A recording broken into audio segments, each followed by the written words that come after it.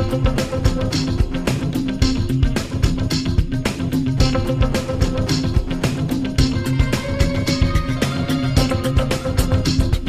when I look up, no carnival event is really possible without the support of the corporate community. They are involved in all facets of society. Without their support, Calypso tents will wither, and that could hurt the art form. It is tough economic times, and sponsors make a huge sacrifice to support carnival and other cultural activities. A few sponsors have stepped up in spite of a worsening economic situation to keep Calypso alive. My name is Cameron Moffat. I'm one of the area managers with Lumnat Distributors Limited. We just came out of the press launch of Calypso 2014, and you're involved in this. We know these are tough economic times. Why are you involved in this at this time? Well, one of the reasons is about 2 years ago, in 2012, we were approached in relation to assisting. And it wasn't us at Lumnat, it was actually the brand Cricks. Of course, originates from Trinidad. And they were the ones who actually came forward and donated, contributed. And this year we were approached again, thankfully, and the time before, it was rather productive. It was good, I think a good marriage, so to speak. And last year we were not approached, sadly, but this year we were, and we like the idea of course, assisting and participating, and of course, once again, Cricks being so localized, and humor, it's all a part of St. Lucia culture, and that is why we enjoy it. So that is one of the decisions why we did decide to do it again. The creative industries is one of the things that, in fact, we just spoke to a gentleman a while ago who is here actually discussing the business approach to the creative industries, and you're into business as well. And you were witness here to the launch today and the malaise about financial support for the sector.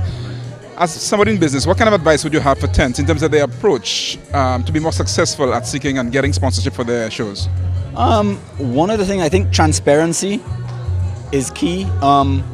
When you go into sponsorship, I mean, you gotta be open. You gotta be an open book for the people you want to sponsor you.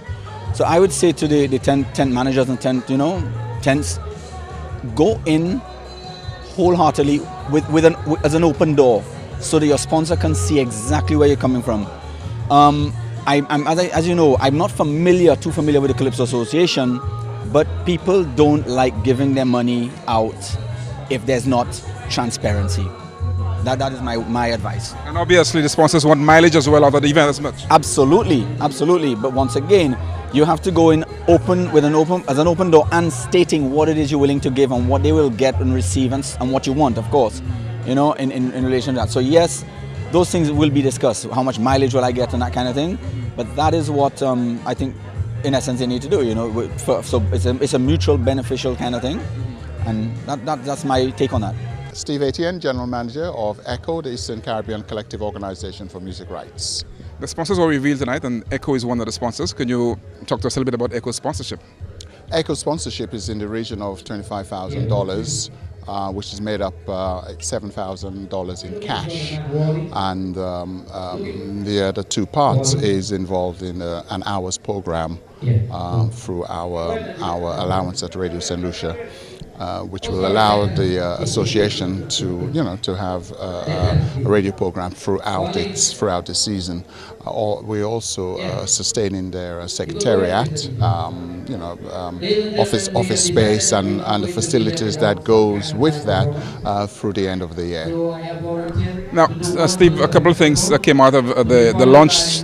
Obviously, the challenge of finance, and as a result of that, the program cannot be finalized as yet. It's an issue that is a major issue to the creative industries in St. Lucia. What is the advice you would have for those tents, carnival bands and so on that are putting on a product for carnival?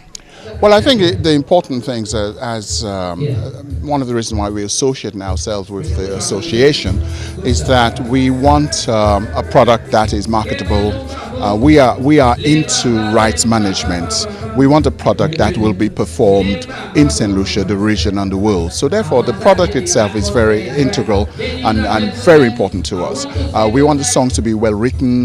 We want the Calypsonians to perform their songs great.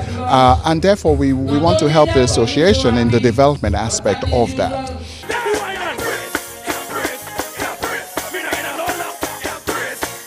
Coyote Francois, 10 manager, NG Soca Stage, formerly NG Soca Stage.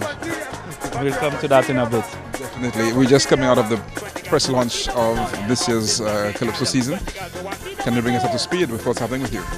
Well, basically, this year marks 11 years of operation for NG Soca Stage. And like I said, formerly NG Soca Stage, because after 10 years, we've decided we needed to re-strategize, and we've rebranded the tent, and it's now called Upsurge NG.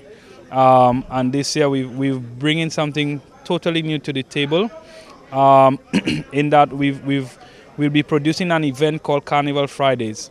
Everything Carnival, 5 Fridays, and it'll feature all the various facets of Carnival, various components of Carnival, and our artists will bring down the curtains every evening at that event. And your venue is? Coco Cabana Car Park, every Friday from 5 p.m. to 10 p.m. It's free of charge.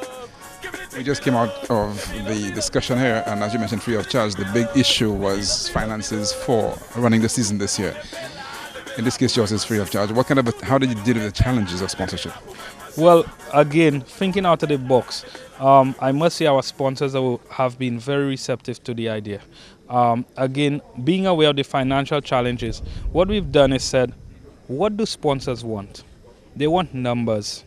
They want big numbers.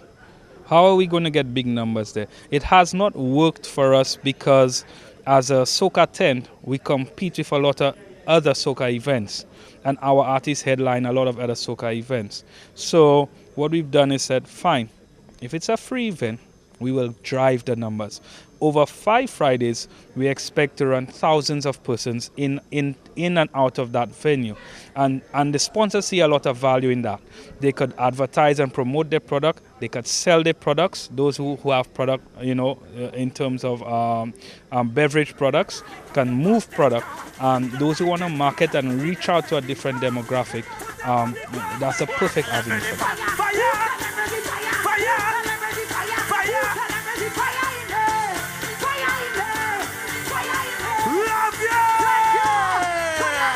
Of course, the public support is just as critical as the corporate support, so be part of the movement to promote good quality calypso, talented writers, singers, musicians and producers.